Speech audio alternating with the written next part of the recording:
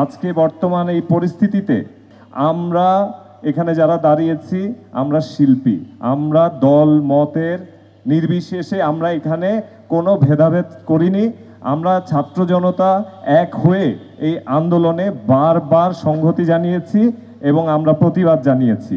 আমরা মানুষ হতে চেয়েছি, আমরা মানুষের সাথে সমব্যথী হতে চেয়েছি, আমরা মানুষের ব্যথার অংশীদার হতে চেয়েছি।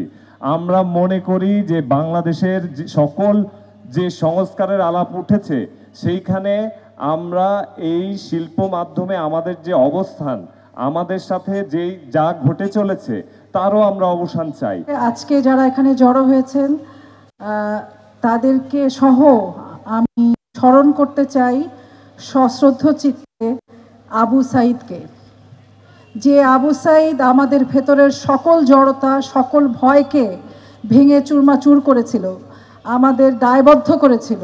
শত শত তরুণ ছাত্র জনতা যারা প্রাণ হারিয়েছে তাদের সকলকে আমরা স্মরণ করতে চাই, যারা আমাদেরকে নতুন বাংলাদেশের স্বপ্ন দেখিয়েছে। আমরা কালের সাক্ষী, আমরা প্রামাণ্য দলিল ধরে রাখি। এই মুহূর্তে এই ক্রান্তি লগ্নে অনেক কিছু হচ্ছে যেটা ধরে রাখা দরকার, অনেক কিছু হয়েছে যেটা আমরা ধরে রেখেছি, সেই জিনিসটা প্রমাণ করা দরকার। কারণ আমরা এখন যেই সময়ের ভিতর দিয়ে যাচ্ছি এটার অনেক রকমের অপব্যাখ্যা হচ্ছে, হবে, অনেক রকমের চেষ্টা হবে এটাকে ভিন্ন দিকে মোড় না নেবার। আমরা সেটাকে প্রতিহত করার চেষ্টা করব, কিন্তু আপনাদের সাথে থাকার দরকার।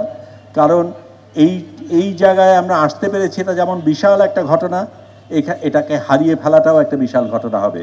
এবং আমরা এই রকমের একটা সুযোগকে আর যাতে না হারাই, আমাদের দেশে আর কোনোদিন যাতে স্বৈরাচার, কোনো রকমের স্বৈরাচার না আসে সেটা চেষ্টা করি। যারা আমাদের অন্তর্বর্তীকালীন সরকারে এসেছেন তারা নানা মাধ্যমের লোক, আমাদের মনে হয়েছে তারা এখন একটা রাষ্ট্র সংস্কার করবে। আমরা আশা করছি যে স্বপ্ন নিয়ে শিক্ষার্থীরা আন্দোলন শুরু করেছিল সেই রকম একটা স্বপ্নের দেশই আমরা পাবো, এবং সেখানে আমাদেরও কিছু বলার আছে। 26টা বা 22টা উপজেলায় অনেকগুলো শিল্পকলা একাডেমিও ভাঙা হয়েছে, যেটা আমরা ভীষণ এইখানে জানিয়ে আজকে তীব্র নিন্দা এবং ঘৃণা জানাচ্ছি যারা এই কাজগুলো করছেন।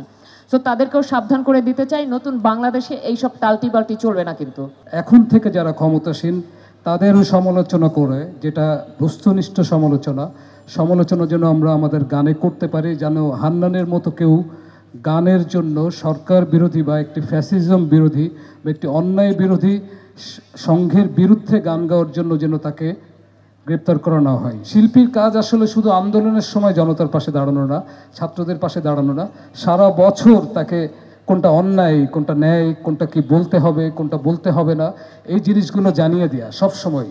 আমরা যে লেখা লিখতে চাই, যে সিনেমা বানাতে চাই, যা করতে চাই, কোনো বাধা দিবে না। আর যদি বাধা দেন এই শহীদগুলো কিন্তু আবার তাদের কবর থেকে উঠে আসবে। আমি বলছি, এরা কিন্তু শিশুদের শিখিয়ে দিয়ে গেছে, যুবকদের শিখিয়ে দিয়ে গেছে নিজের অধিকারের জন্য কিভাবে দাঁড়াতে হয়। নতুন বাংলাদেশ, নতুন প্রত্যয়, মুক্ত চিন্তা ও রাষ্ট্র সংস্কারের ঐক্য গড়ি, সম্প্রীতি ও সংহতির দেশ গড়ি।